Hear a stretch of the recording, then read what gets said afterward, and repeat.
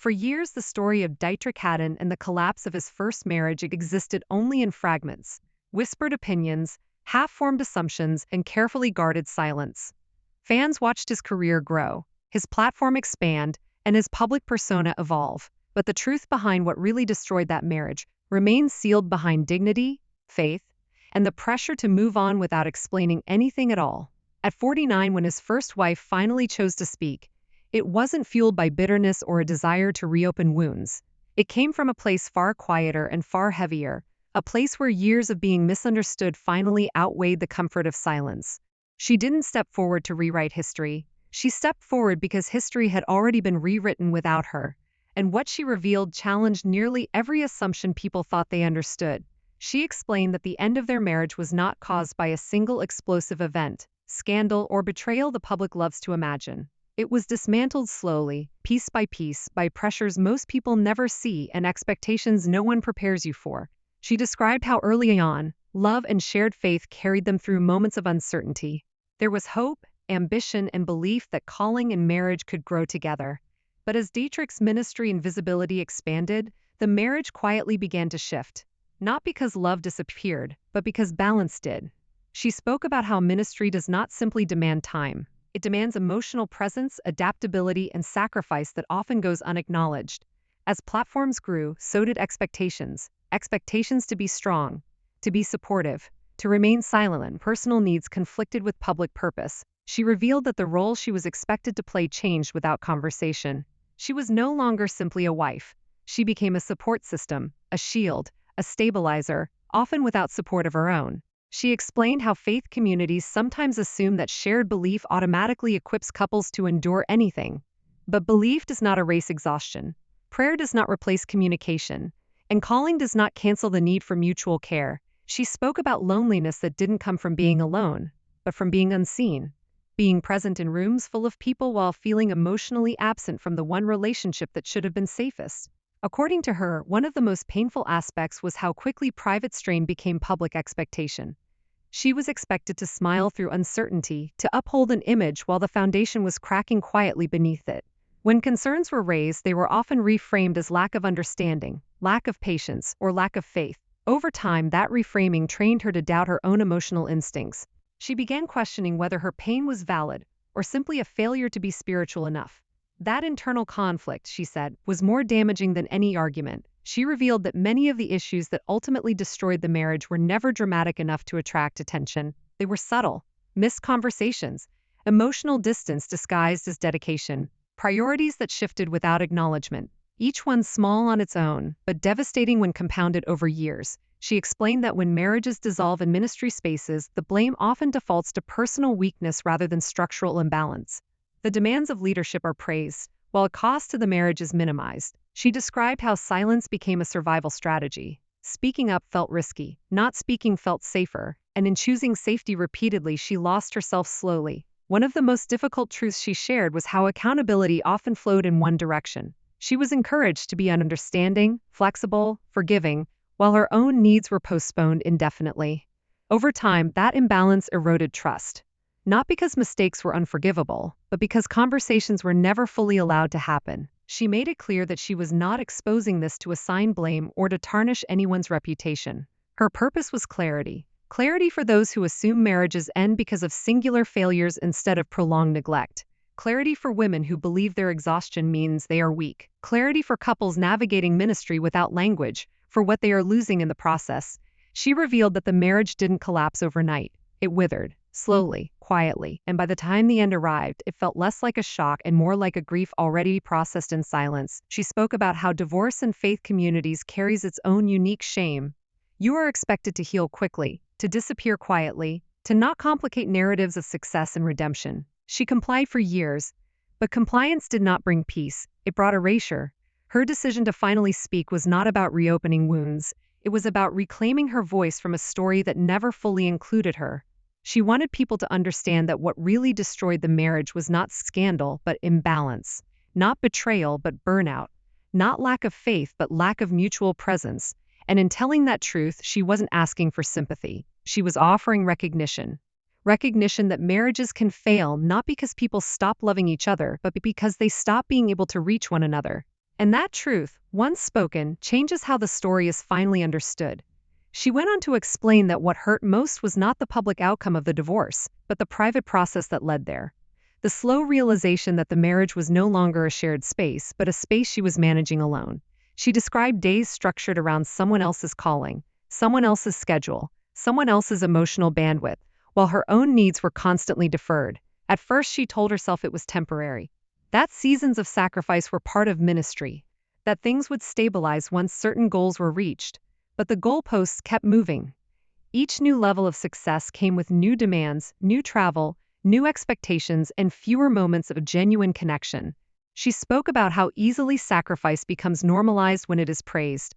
People applauded her strength without ever asking what it was costing her. Over time, she learned that being strong often meant being silent.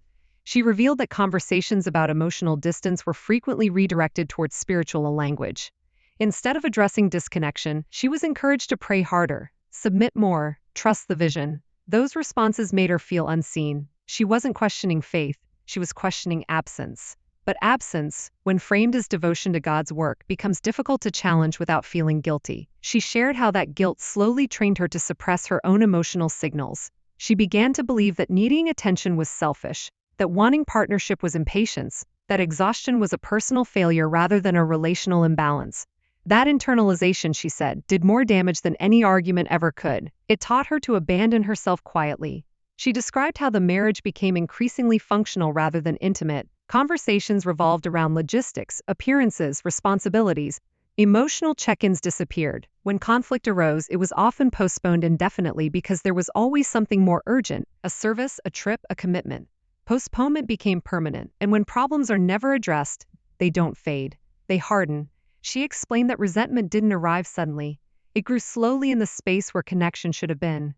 She didn't wake up angry. She woke up tired. Tired of waiting, tired of explaining, tired of adjusting herself to fit a life that no longer made room for her. She emphasized that this exhaustion was not a lack of love. It was the result of loving without reciprocity. She spoke about how public admiration complicated everything. When everyone around you praises the person you are struggling to reach, it creates isolation. You begin to wonder if the problem is you. If you are asking for too much. If your pain is invisible because it doesn't fit the image others celebrate. She described moments when she felt pressure to protect a narrative that wasn't protecting her. To remain quiet so that ministry could continue uninterrupted. That pressure created a split between who she was publicly and who she was privately. Over time, maintaining that split became unbearable. She also addressed the assumption that divorce always involves dramatic wrongdoing. In reality, she said, many marriages end because of emotional erosion. No single betrayal, just repeated disconnection. No explosive fight, just chronic neglect. Those stories are harder to tell because they don't fit simple moral categories. They require nuance. And nuance is uncomfortable in communities that prefer clear heroes and villains. She made it clear that she was not speaking to diminish anyone's calling or character. She was speaking to name a reality that too many spouses in ministry live quietly.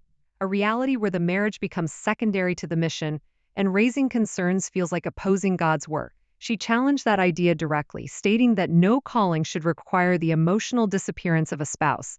Ministry, she said, should not be built on private loss. She also spoke about how the aftermath of divorce compounded the pain. Once the marriage ended, the narrative moved on quickly without her. Stories were told. Assumptions were made. She was rarely asked for her perspective. Silence was expected, and she complied, believing it was the most dignified option. But dignity without voice slowly turns into invisibility. Years passed, and the story became fixed without her contribution. She realized that by staying silent, she had allowed an incomplete version of events to become accepted truth. That realization was painful, not because she needed validation, but because the truth mattered. She wanted people to understand that marriages don't always fail because someone is unfaithful or uncommitted. Sometimes they fail because one person is carrying more weight than the relationship can sustain.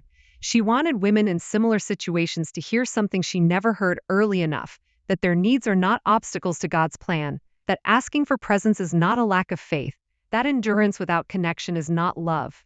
Her decision to finally speak was not about correcting every detail. It was about restoring balance to a story that had leaned too far in one direction. She wanted space for complexity, space for empathy, space for the possibility that two people can love God deeply and still lose each other in the process. And in naming that truth, She hoped to give language to experiences many endure silently, believing they are alone when they are not. As she continued, she addressed something even more difficult to name: how faith can unintentionally be used to delay necessary confrontation. She explained that in their marriage, conflict was often postponed in the name of peace. Hard conversations were delayed because timing never felt right, because ministry always came first, because addressing issues felt disruptive. Over time, that delay taught both of them to coexist rather than connect. She described how peace without honesty slowly becomes distance. You stop arguing, not because things are resolved, but because you no longer believe resolution is possible. She spoke about how emotionally dangerous that stage can be, because from the outside everything appears calm, while internally something essential has already been lost. She explained that one of the most painful moments was realizing that she had stopped bringing things up not because they didn't matter, but because she didn't believe they would be heard. That realization marked a turning point.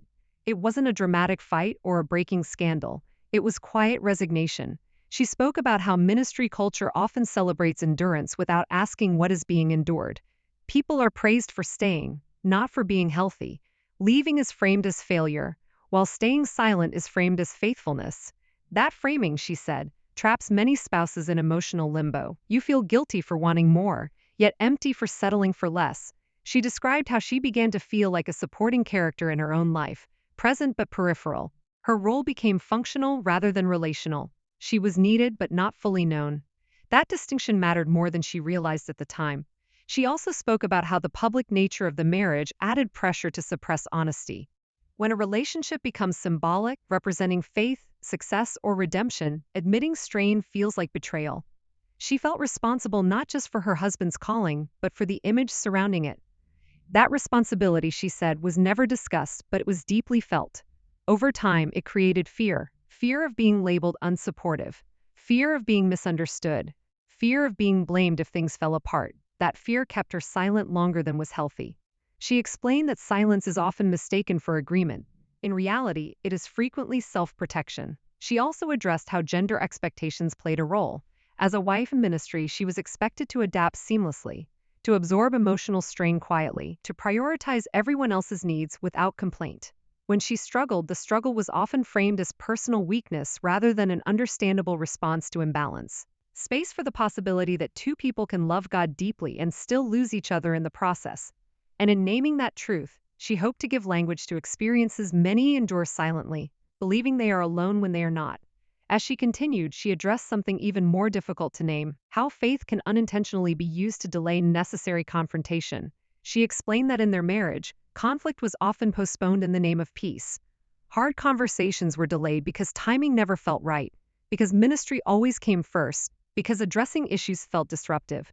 Over time, that delay taught both of them to coexist rather than connect. She described how peace without honesty slowly becomes distance. You stop arguing not because things are resolved, but because you no longer believe resolution is possible.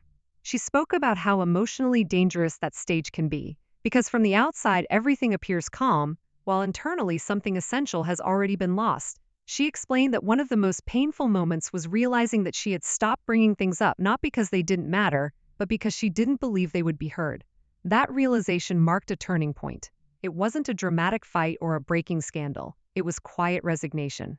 She spoke about how ministry culture often celebrates endurance without asking what is being endured. People are praised for staying, not for being healthy.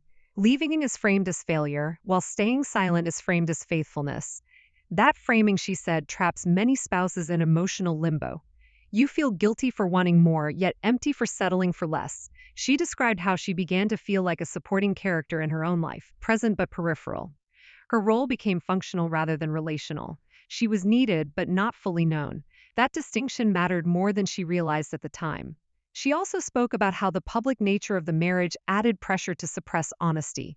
When a relationship becomes symbolic, representing faith, success, or redemption, admitting strain feels like betrayal. She felt responsible not just for her husband's calling, but for the image surrounding it. That responsibility, she said, was never discussed, but it was deeply felt. Over time, it created fear. Fear of being labeled unsupportive. Fear of being misunderstood. Fear of being blamed if things fell apart. That fear kept her silent longer than was healthy. She explained that silence is often mistaken for agreement. In reality, it is frequently self-protection. She also addressed how gender expectations played a role. As a wife in ministry, she was expected to adapt seamlessly, to absorb emotional strain quietly, to prioritize everyone else's needs without complaint. When she struggled, the struggle was often framed as personal weakness rather than an understandable response to imbalance. That framing made it difficult to ask for help without feeling ashamed. She described moments where she wondered if something was wrong with her for wanting more connection, more presence, more partnership. She wanted them to know they are not broken for wanting connection. They are human. And humanity, she reminded everyone, does not disqualify anyone from faith or love. As she brought everything together, what stood out most was the absence of bitterness. There was grief, yes, and honesty, but not resentment. She explained that time had given her perspective, not because the pain vanished, but because she finally understood it. Understanding, she said, does not mean justifying what happened. It means seeing it clearly enough to stop blaming yourself for surviving it. She spoke about how long it took to separate her worth from the outcome of the marriage. Divorce in faith spaces often carries a silent message that someone failed God.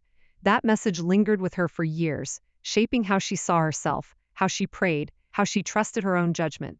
Letting go of that belief was one of the hardest parts of healing. She emphasized that the end of the marriage did not erase the love that once existed. It simply revealed that love alone is not enough when partnership disappears. She spoke about forgiveness not as a public declaration but as a private process. Forgiveness, she explained, did not mean minimizing what was lost. It meant releasing herself from the burden of carrying it alone. She also spoke about growth, how the experience forced her to confront patterns she had learned to accept without question. Patterns of self-sacrifice without boundaries, patterns of silence framed as strength, patterns of prioritizing harmony over honesty. Naming those patterns changed how she approached every relationship afterward. She learned to ask harder questions earlier, to listen to discomfort instead of spiritualizing it away, to trust that needing presence does not make someone demanding, it makes them alive. She addressed those who still look for a villain in the story. There isn't one, she said, just two people navigating faith, ambition, and identity without enough tools to protect what mattered most. She made it clear that her intention was never to diminish anyone's calling. It was to remind people that calling should not cost someone their voice. She hoped leaders would hear this and begin asking different questions. Not how much someone can endure, but how well they are being supported. Not how strong they appear, but how safe they feel telling the truth. She wanted couples in ministry to feel permission to seek help before distance becomes damage. She wanted spouses to know that expressing need is not disloyal. It is an act of care. She closed by saying that what really destroyed the marriage was not failure, but imbalance left unaddressed. Love without presence, faith without dialogue, commitment without mutual attention. Those things erode even the strongest foundations when they are ignored long enough. Speaking now, she said, was not about the past alone. It was about preventing future silence from being mistaken for virtue. Her story was never meant to be a warning against faith or ministry. It was a reminder that relationships require tending, not just believing. And if her words give even one person the courage to speak sooner, to ask for more, or to stop disappearing in the name of endurance, then telling the truth was worth it.